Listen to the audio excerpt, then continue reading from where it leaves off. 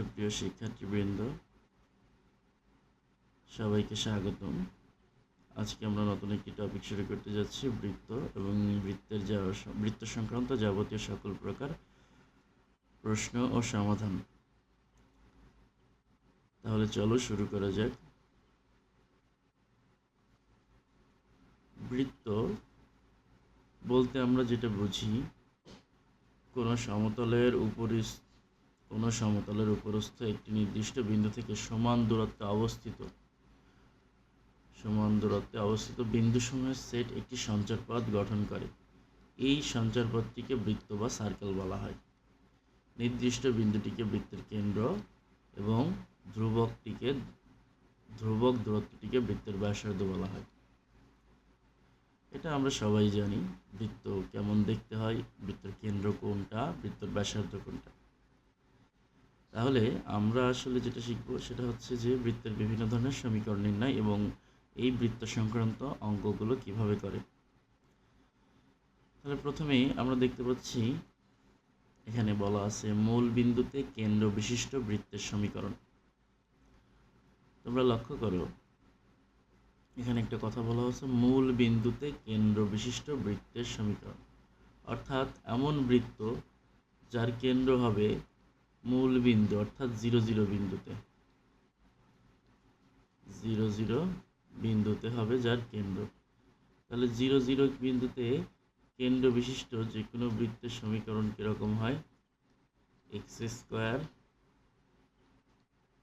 Plus y² is equal to a²।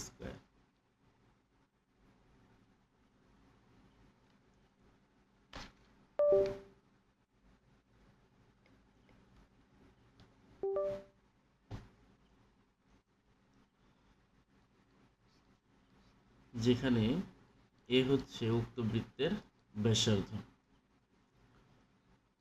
Next, মূল বিন্দুতে কেন্দ্র বিশিষ্ট বৃত্ত অঙ্কন অক্ষদ্বয়ের সাথে ছেদবিন্দু নির্ণয়। অর্থাৎ বৃত্তটির কেন্দ্র কোথায়?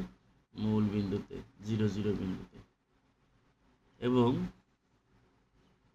অক্ষদ্বয়ের উপরে অর্থাৎ এক্স অক্ষের উপরে ওয়াই অক্ষের উপরে ছেদবিন্দু। যেহেতু এই বৃত্তের ব্যাসার্ধ a একক, তাহলে এই বিন্দুটির স্থানাঙ্ক হবে a, 0 এবং এই বিন্দুটির স্থানাঙ্ক হবে 0, a। নেক্সট, নির্দিষ্ট কেন্দ্র ও ব্যাসার্ধ বিশিষ্ট বৃত্তের সমীকরণ।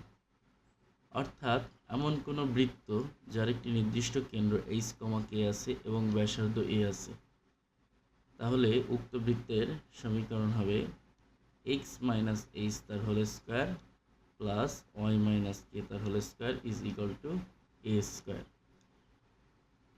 যখন প্রশ্নে এমনভাবে উল্লেখ থাকবে যে এমন একটি বৃত্ত যার কেন্দ্র দেওয়া আছে এবং ব্যাসার্ধ দেওয়া আছে, তখন আমরা এই সূত্রটি ব্যবহার করে বৃত্তের সমীকরণ নির্ণয় করতে পারি। তাহলে নির্দিষ্ট কেন্দ্র ও ব্যাসার্ধ বিশিষ্ট বৃত্তের সমীকরণ হবে x - h তার whole square plus y - k তার whole square is equal to a²। যেমন একটা উদাহরণ আমরা দেখতে পারি, একটি বৃত্তের সমীকরণ নির্ণয় করো যার কেন্দ্র -3, 5 এবং ব্যাসার্ধ 6। তাহলে তোমরা করো x - h তার whole square plus y - k তার whole square is equal to a²। তাহলে x² plus 6x plus 9 plus y² minus 10y plus 25 minus 36 is equal to 0.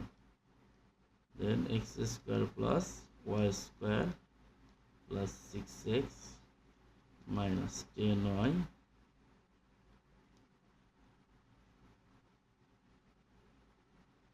(25, 34 minus 2 is equal to 0.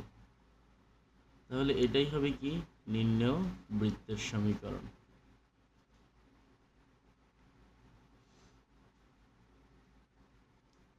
Next, বৃত্তের সাধারণ সমীকরণ। বৃত্তের সাধারণ সমীকরণ নির্ণয় করার পূর্বে আমরা পূর্বের ফর্মুলাটি আবার একটু দেখব। যেখানে বলা ছিল নির্দিষ্ট কেন্দ্র বিশিষ্ট এইচ কমা কে কেন্দ্র বিশিষ্ট ও এ ব্যাসার্ধ বিশিষ্ট বৃত্তের সমীকরণ ব্যাসার্ধ বিশিষ্ট বৃত্তের সমীকরণ সেটা কি ছিল x মাইনাস এইচ তার whole square plus y minus K তার whole square is equal to a square.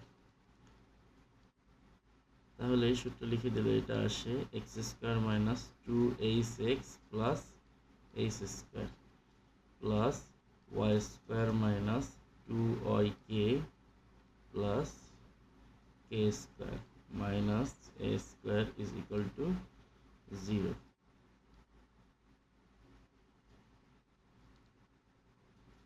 তাহলে এটাকে সাজিয়ে লিখলে X square plus Y square minus 2hx minus 2yk plus H square plus Y square plus H square plus K square minus A square is equal to 0। আমরা এরকম একটা সমীকরণ দেখতে পাই। তো আমরা যেহেতু বলছি সাধারণ সমীকরণ আমরা সবসময় দেখতে পারি ধনাত্মক চিহ্নযুক্ত সমীকরণগুলোকে আমরা সাধারণ সমীকরণ বলে থাকি। এই সমীকরণটিতে আমরা দেখতে পাচ্ছি অনেকগুলো মাইনাস অর্থাৎ ঋণাত্মক চিহ্নযুক্ত টার্ম আছে। তাহলে আমরা ধরে নিই H is equal to minus G and k is equal to minus f ও h square plus k square minus a square এটা একটা কনস্ট্যান্ট ভ্যালু, তাহলে এটা ইকুয়াল টু c। অতএব সমীকরণটি দাঁড়াচ্ছে x square plus y square plus 2gx plus 2fy plus c is equal to 0। তাহলে এটাকেই বলা হয় বৃত্তের সাধারণ সমীকরণ। এটাকেই বলা হয় বৃত্তের সাধারণ সমীকরণ। অর্থাৎ এই সমীকরণটি যে কোনো একটি বৃত্তের সমীকরণ হতে পারে, যে কোনো ধরনের বৃত্তের সমীকরণ হতে পারে। সাধারণ সমীকরণ মানে হচ্ছে যে কোনো ধরনের বৃত্তের সমীকরণ। তাহলে এই রকমের সমীকরণ থেকে আমরা বৃত্তের কেন্দ্র কিভাবে নির্ণয় করতে পারি? আমরা একটু আগে দেখতে পেয়েছি যে এইচ কমা কে কেন্দ্র বিশিষ্ট এ ব্যাসার্ধ বিশিষ্ট বৃত্তের সমীকরণে কেন্দ্র ছিল এইচ কমা কে। অর্থাৎ এখানে এইচ এর ভ্যালু ধরেছি আমরা মাইনাস জি, কে এর ভ্যালু ধরেছি মাইনাস এফ। তাহলে কেন্দ্র কি আসবে মাইনাস জি কমা মাইনাস এফ। এবং ব্যাসার্ধ কি ছিল? ব্যাসার্ধ ছিল এ। ব্যাসার্ধের সমীকরণে আমরা দেখতে পাচ্ছি ব্যাসার্ধ কি আসবে a square is equal to H square plus K square minus C. h is equal to minus g, then it becomes g square plus f square minus c। অর্থাৎ a is equal to square root of g square plus f square minus c। তাহলে এটাই হবে আমাদের সাধারণ বৃত্তের ব্যাসার্ধের সমীকরণ। প্রশ্নে যদি উল্লেখ থাকে ব্যাসের প্রান্ত বিন্দু দেওয়া থাকে, তাহলে এরূপ বৃত্তের সমীকরণ হবে x minus x1 into X minus x2 plus y minus y1 into y minus y2। অর্থাৎ একটা বৃত্ত তার যে কোনো একটি ব্যাসের দুই প্রান্তে দুইটি বিন্দুর স্থানাঙ্ক দেওয়া থাকলে উক্ত বৃত্তের সমীকরণ হবে x minus x1 into X minus x2 plus y minus y1 into y minus y2। এটা একটি গুরুত্বপূর্ণ অঙ্ক। আমরা যে অঙ্কটি করব এখন, একটি বৃত্ত ও একটি সরলরেখা বা বৃত্তের ছেদবিন্দু দিয়ে যায় এরূপ বৃত্তের সমীকরণ। এই কথাটি বুঝতে হবে। এই কথাটি বুঝতে পারলে সম্পূর্ণ বিষয়টি খুবই সহজ। একটি বৃত্ত ও একটি সরলরেখা বা বৃত্তের ছেদবিন্দু দিয়ে যায় এরূপ বৃত্তের সমীকরণ, যেটা হবে s plus K into L is equal to 0। কি বলছে প্রশ্নে? একটি বৃত্ত ও একটি সরলরেখা বা বৃত্তের ছেদবিন্দু যে এরূপ বৃত্তের সমীকরণ।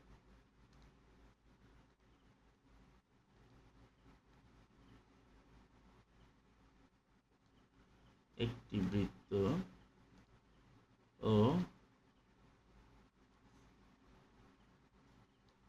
একটি সরলরেখা, এদের ছেদবিন্দু কোথায়?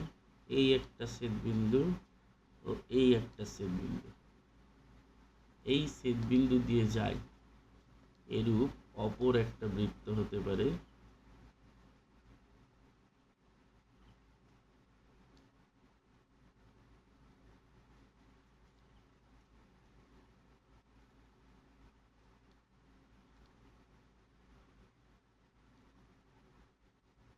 তাহলে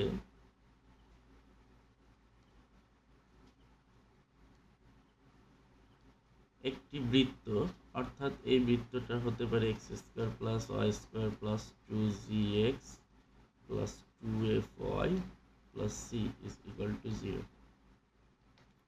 এই সরলরেখাটির সমীকরণ হতে পারে ax plus by plus C is equal to 0। তাহলে এই বৃত্ত ও এই সরলরেখার ছেদবিন্দু AB এবং AB বিন্দুগামী অপর যে বৃত্ত, এই বৃত্তটার সমীকরণ আমাদের নির্ণয় করতে হবে।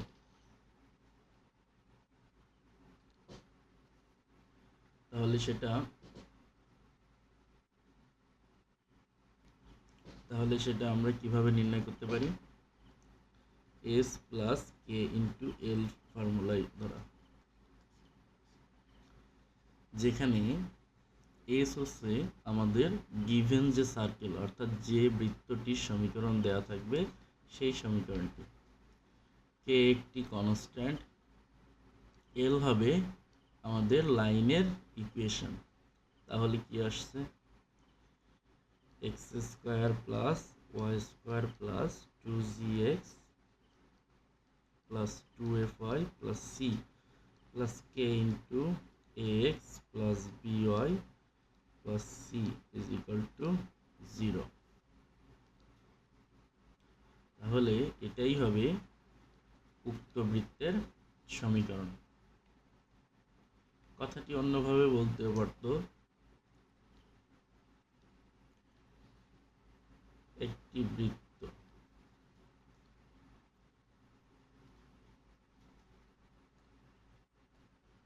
ও অপর একটি বৃত্ত, এদের ছেদবিন্দুগামী বৃত্তের সমীকরণ।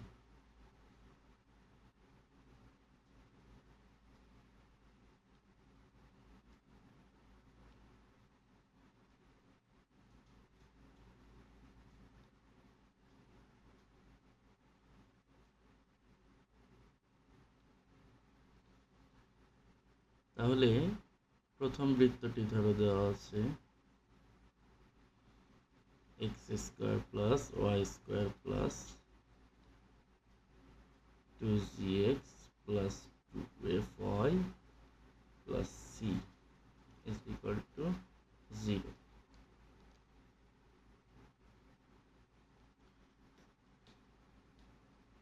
g1 f1 c1 প্রথম বৃত্তের ক্ষেত্রে। দ্বিতীয় বৃত্তের সমীকরণ দেওয়া আছে X square plus Y square plus 2g2x 2f2y plus c2 equal to 0। তাহলে এই দুইটা বৃত্তের ছেদবিন্দু এ ও বি, এই বৃত্তটার সমীকরণ আমাদের নির্ণয় করতে হবে, যেটাও ঠিক আগের মতো s plus K into L equal to 0। অর্থাৎ প্রথম বৃত্ত X square plus Y square plus 2g1x plus 2f1y plus c1 plus K into second circle X square plus Y square plus 2g2x 2f2y plus c2 is equal equal to 0। তোমাদের মনে একটা প্রশ্ন থাকতে পারে যে এই যে কনস্ট্যান্ট কে, এটার ভ্যালু যতক্ষণ আমরা পুট না করবো, অর্থাৎ এটার ভ্যালু যতক্ষণ আমরা বসাইতে না পারবো, ততক্ষণ আমাদের এই সমীকরণটা স্বয়ংসম্পূর্ণ নয়। তাহলে কে এর ভ্যালুটা আমরা কিভাবে নির্ণয় করতে পারি? কে এর ভ্যালু নির্ণয় করার জন্য আমাদের বিভিন্ন প্রকার শর্ত আমাদের প্রশ্নে দেওয়া থাকবে, এবং সেই শর্তগুলো আমরা যখনই এই সমীকরণে সিদ্ধ করব, তখন আমরা অবশ্যই কে এর ভ্যালু পেয়ে যাব, এবং কে এর ভ্যালুটা এখানে বসিয়ে দিলে আমাদের সমীকরণ স্বয়ংসম্পূর্ণ, এবং সেটাই হবে এই নির্দিষ্ট বৃত্তের সমীকরণ।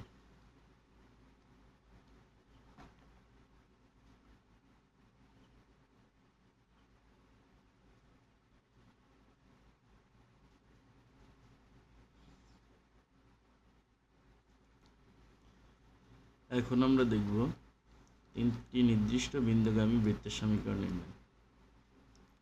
যেমন a of x1, y1, b of x2, y2 O c of x3, y3, এই তিনটি বিন্দুগামী বৃত্তের সমীকরণ নির্ণয় করব। সমীকরণটি হবে x minus x1 into x minus x2 plus y minus y1 into y minus y2 by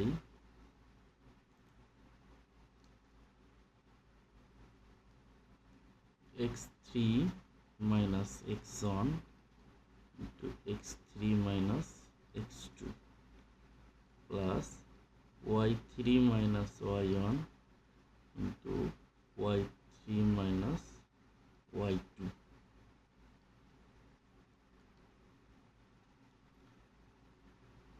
is equal to x minus x1 into y1 minus y2 minus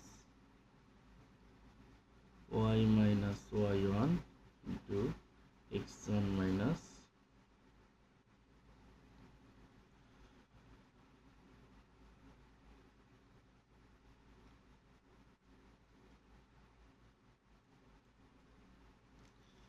x1 minus x2 divided by x3 minus x1 to y1 minus y2 minus y3 minus y1 into x1 minus x2।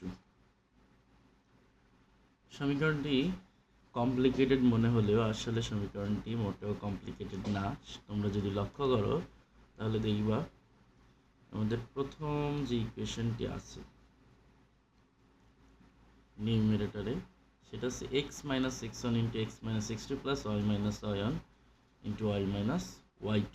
এই সমীকরণটা আমরা এর আগেও জেনে এসেছি, যে সমীকরণটা ছিল ব্যাসের প্রান্ত বিন্দুগামী বৃত্তের সমীকরণ।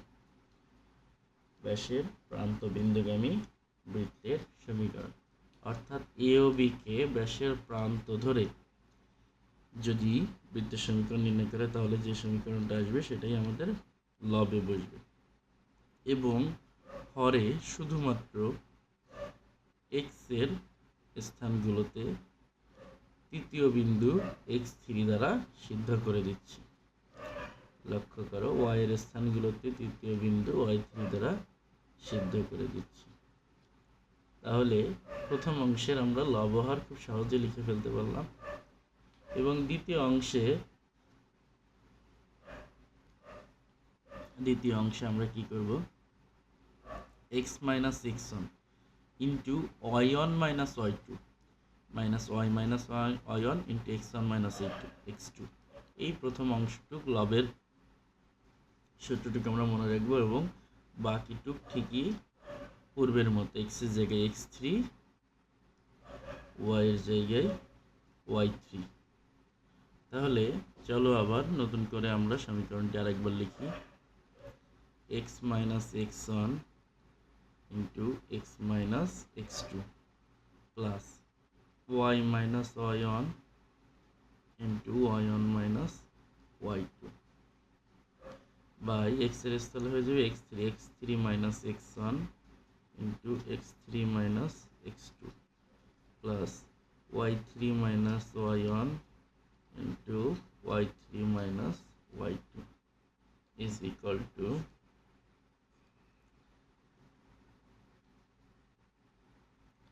x minus x1 into y1 minus y2 minus y minus y1 into x1 minus x2 তাহলে x এর স্থলে x3 minus x1 into y1 minus y2 minus y এর স্থলে y3 minus y1 into x1 minus x2 তাহলে আমাদের বৃত্তের সমীকরণটি নির্ণয় হয়ে যাবে। আমরা একটি উদাহরণ দেখতে পারি 2, -2, 3, -1 আর -2, -3 বিন্দু দিয়ে যায় এরূপ বৃত্তের সমীকরণ নির্ণয় করতে বলা হয়েছে। তাহলে উক্ত সমীকরণে আমরা যদি এই ভ্যালুগুলো বসিয়ে দিই তাহলে আমরা যে সমীকরণটি পাবো সর্বশেষ সেটাই হবে আমাদের উক্ত বৃত্তের সমীকরণ। তাহলে খুব সহজেই আমরা তিনটা বিন্দুগামী বৃত্তের সমীকরণ নির্ণয় করে ফেলতে পারি। অতঃপর নেক্সট টপিক হতে পারে বৃত্ত দ্বারা অক্ষদ্বয়ের খণ্ডিত অংশ, অর্থাৎ একটা বৃত্ত একটা অক্ষ এক্স অক্ষ বা y অক্ষ থেকে কতটুকু অংশ খণ্ডন করে নিচ্ছে বা কেটে নিচ্ছে, সেই অংশের পরিমাণ হবে 2 × square - c। এটি হবে x অক্ষ থেকে কাটা অংশের পরিমাণ এবং y অক্ষ থেকে কাটা অংশের পরিমাণ 2 × f² - c।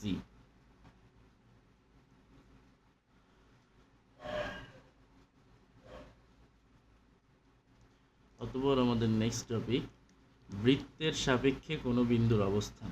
আমাদের প্রশ্নে বলতে পারে একটা নির্দিষ্ট বিন্দু সেটার অবস্থান নির্ণয় করতে একটা নির্দিষ্ট বৃত্তের সাপেক্ষে, অর্থাৎ বিন্দুটি কি বৃত্তের ভিতরে অবস্থান করছে নাকি বাইরে অবস্থান করছে নাকি বৃত্তের উপরে অবস্থান করছে।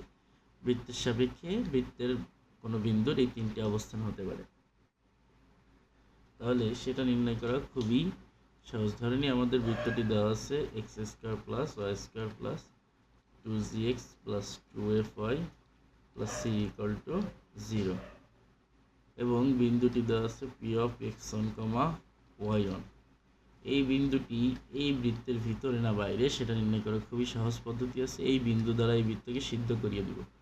তাহলে x1² + y1² + 2gx1 + 2fy1 + c এই ভ্যালুটা যদি 0 থেকে বড় হয় তাহলে উক্ত বিন্দুটি বৃত্তের বাইরে অবস্থান করছে,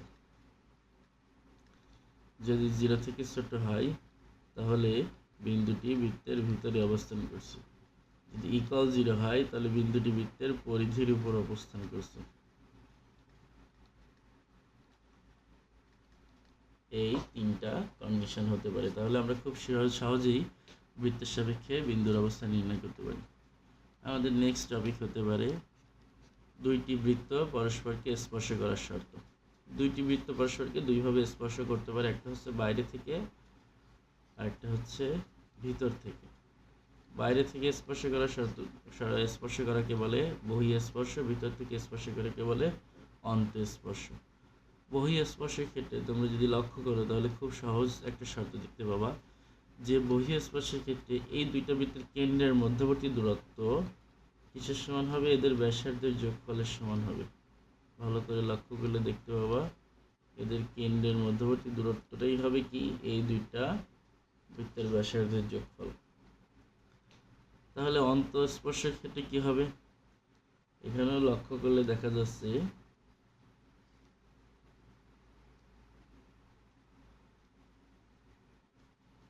কেন্দ্র দুটির মধ্যবর্তী দূরত্ব ব্যাসার্ধের বিয়োগফলের সমান, অর্থাৎ এটা হবে অন্তঃস্পর্শ, এটা হবে বহিঃস্পর্শের সূত্র।